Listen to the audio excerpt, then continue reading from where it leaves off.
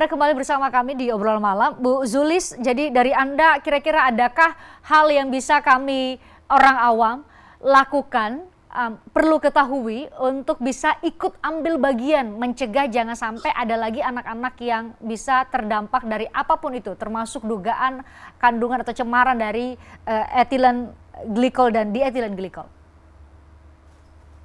Iya, sebetulnya memang seperti yang disampaikan kepada masyarakat bahwa menggunakan obat itu tadi ya harus mendapatkan dari sumber yang terpercaya begitu dan memang perlu kehati-hatian. Memang sekarang menjadi bingung ya ketika Badan POM sudah mengatakan bahwa ini sebenarnya aman, tetapi masih ada kasus, maka sebenarnya pertanyaannya adalah bukan kemudian tidak mempercayai tadi ya, karena yang disampaikan itu juga sudah melalui suatu penelitian ataupun sudah dideteksi dengan pemeriksaan dengan tepat begitu ya, sehingga memang harus juga tadi ya saya bilang mungkin perlu ada pengkajian faktor-faktor lain, jadi secara inkomprehensif begitu. Tetapi tetap ada perlu kehati-hatian ketika ada gejala-gejala yang tadi ya muncul, jangan sampai terlambat begitu. Jadi mungkin ini yang perlu diedukasikan. Yang penting juga jaga kesehatan Mbak Fristian, karena awalnya itu biasanya karena sakit ya, karena misalnya demam dan sebagainya, sehingga kalau memang dari awal bisa lebih terjaga supaya tidak sakit, mungkin akan lebih mencegah juga kita harus minum obat begitu ya. Tetapi sekali lagi kita memang tidak bisa, masyarakat kan nggak punya keahlian sendiri, memang kita harus rely on pejabat pada badan-badan yang berwenang begitu ya. Ya mau nggak mau kita tetap harus mengikuti apa yang menjadi arahan dari badan berwenang seperti Kemenkes ataupun Badan POM seperti itu. Dan tentunya berharap bahwa badan berwenang itu bisa mengambil tanggung jawab dan dia tahu apa tanggung jawabnya, sehingga kemudian ada perbaikan yang bisa dilakukan sesegera mungkin untuk jangan sampai terulang lagi kasus serupa. Saya ke Mas Awan mewakili para keluarga korban. Anda bertemu dengan mereka yang sudah terdampak, yang sudah mengalami bagaimana penderitaan, bagaimana kehilangan, apa yang harus mereka hadapi hingga detik ini. Mungkin Anda punya insight yang mungkin bisa disampaikan kepada kami semua. Dari mana, dari titik mana, oleh lembaga mana yang harus segera berbenah agar jangan sampai besok nih kita terima lagi berita ada anak yang gagal ginjal atau mengalami gangguan ginjal akut? Ya, yang pasti bahwa pada saat Oktober itu disampaikan bahwa tidak ada standar dan tidak ada protokol. Harusnya hari ini sudah ada standar dan sudah ada protokol. Nah, saya sebenarnya ada pertanyaan sama Pak Syahril.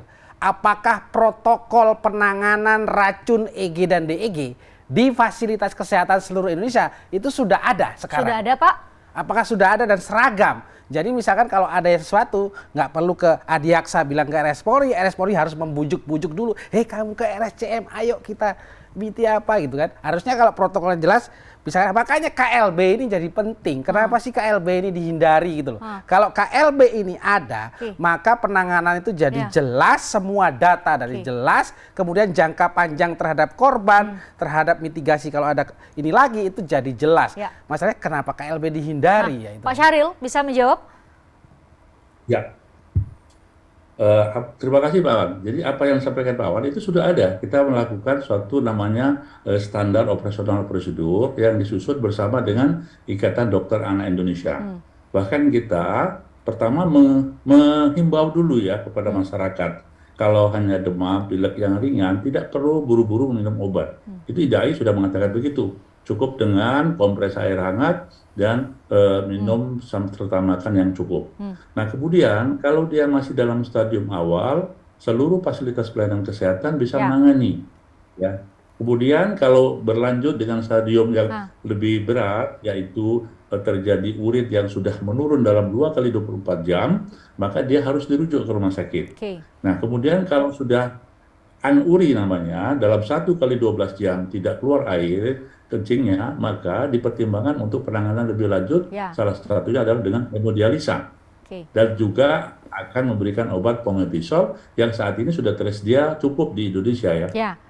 Pak Syahril, satu poin lagi yang mungkin perlu Anda jawab, kenapa dipertanyakan tadi ya, kenapa menghindari KLB Pak, status KLB ya Pak Syahril, itu ditanya kalau Mas Awan tadi.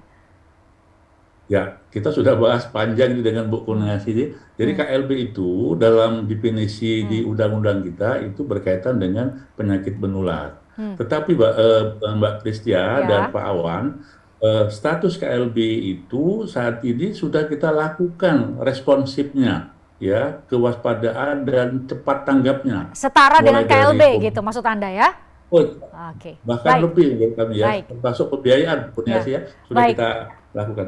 Baik, terima kasih Pak Syahril, terima kasih Mas Awan, terima kasih Bu Kurniasi dan Bu Zuli sudah gabung malam ini. Semoga obrolan kita berharapnya sih semua bisa mengambil peran, termasuk tadi yang disampaikan terakhir oleh Pak Syahril, mengambil peran, termasuk orang tua punya peran untuk bisa mencegah jangan sampai anaknya menjadi korban cemaran dari etilen glikol dan dietilen glikol.